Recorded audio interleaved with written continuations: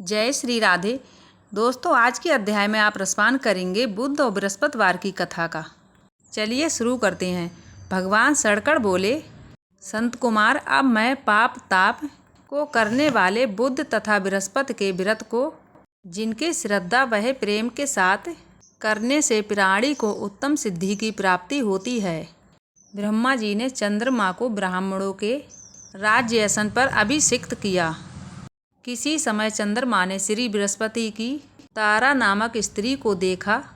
वह संपूर्ण लक्ष्मण उमड़ती जवानी युक्त रमणीय रूपलावण्य संपन्न थी। चंद्रमा उस रूप की खान अत्यंत सुंदर मोहित हो काम के बस में हो गया और अपने घर रखकर चंद्रमा ने अपने बल से रूप पत्नी का उपयोग किया। बहुत काल बीत जाने पर उसके यहाँ एक पुत्र हुआ जिसका नाम बुध रखा और जो विद्यवान रूपवान तथा सर्व लक्षणों से युक्त था। बृहस्पति अपनी पत्नी को तलाश करते हुए चंद्रमा के यहाँ पहुँचे और उससे कहा, मेरी पत्नी मुझे वापस लौटा दो। तुमने गुरु पत्नी के साथ कैसे गमन किया है? इस पाप से भूल तुम्हारा किस प्रकार छुटकारा होगा? इस पाप की और तुम्हारी बुद्धि किस प्रकार गई? अब तुम चुपचाप मेरी स्त्री को मुझे वापस लौटा दो। स्वयं प्रायश्चित करके पाप से रहित हो जाओ। यदि तुम इसे वापस नहीं लौटाओगे तो मैं इंद्र सभा में जाके तुम्हारे इस पाप को कहूँगा।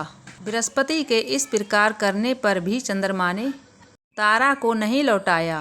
वह बृहस्पति देव सभा में गए और वहां जाकर फरियाद की कि मेरी पत्नी का चंद्रमा ने अपहरण कर लिया है और वह मांगने पर भी पत्नी को नहीं लौटा रहा है। हे इंद्र, आप देवराज चंद्रमा से कहकर मेरी पत्नी को वापस मुझे दिलवा दीजिए, नहीं तो चंद्रमा ने जो पाप किया है वह गुंजाइश नहीं है, क्योंकि राज्य का पाप शास्त्र के प्राण से राजा को भोगना पड़ता है। दुर्बल का बल राजा है, ऐसा पुराणों में कहा गया है। फिर इंद्र ने चंद्रमा को बुलवाया और उससे कहा कि पत्नी के साथ गमन करने को पाप कहते हैं, लेकिन गुरु की पत्नी के साथ गमन करना महापाप है। हे चंद्र, तुम गुरु की पत्नी बिना विचारे ही वापस लौटा दो।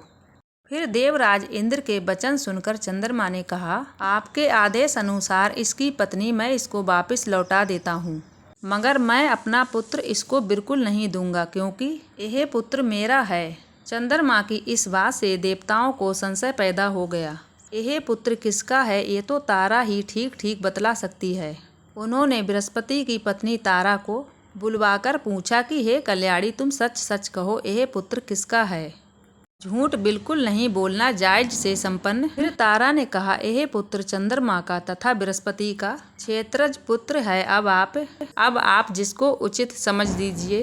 तारा की बात सुनकर देवताओं ने बालक बुध चंद्रमा को दे दिया। गुरु को दुखी देखकर देवताओं ने दोनों को वर दिया। चंद्रमा से कहा, हे चंद्र, तुम घर आओ, यह पुत्र तुम्हारा है।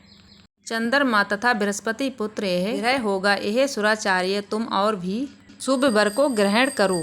जो मेधावी दोनों का मिलकर एक साथ व्रत करेगा उसे सब सिद्धियों की प्राप्ति होगी। ये बिल्कुल सत्य है और इसमें रत्ती भर भी संदेह की गुंजाइश नहीं है। भगवान शिव के प्रिय सावन मास में जो लोग बुधवार और गुरुवार के दिन अर्चन करेंगे उनको खजाने की अभिवृद्धि होगी तथा उनका क्षय नहीं होगा। नैवेद्य दही भात से दोनों मूर्तियाँ लिखनी चाहिए। जो मूर्तियों को झूले पर खेलकर अर्चन करता है सिद्धियाँ तथा संपूर्ण गुणों से युक्त पुत्र प्राप्त करता है। जो मनुष्य खजाने में खेलकर मूर्ति अर्चन करता है उनके खजाने की अभिवृद्धि होगी तथा उनका लक्ष्य नहीं होगा। पाकशाला में लिखकर अर्चन करने से धन की वृद्धि हो जाती है। इस प्रकार तथा स्थान उसका फल होगा। 7 वर्ष व्रत करके उद्यापन करना चाहिए। पहले दिन आदि वासन करके जागरण करना चाहिए। सोने की मूर्ति बनवाकर विधि पूर्वक उसका अर्चन करना चाहिए। षोडोपचार द्वारा अर्चन करना शेष कर है, बाद में हवन करना चाहिए। प्रज्वलित अग्नि में देनी चाहिए। चिड़िया तथा पीतल की समधाओं से पूर्णाहुति डालनी चाहिए। ममा तथा भांजे को हवन करवाकर अन्य ब्राह्मणों को भोजन करवाना चाहिए। आप दोनों ने हमारे व्रत का सुविचार किया है। आज से ही जो कोई इस व्रत को करेगा और मामा तथा भांजे को भोजन करवाएगा वह उत्तम सिद्धियों को प्राप्त करेगा और जब इस संसार से विदा होगा और जब तक चंद्रमा सूर्य रहेंगे तब तक हमारे लोक में रहेगा।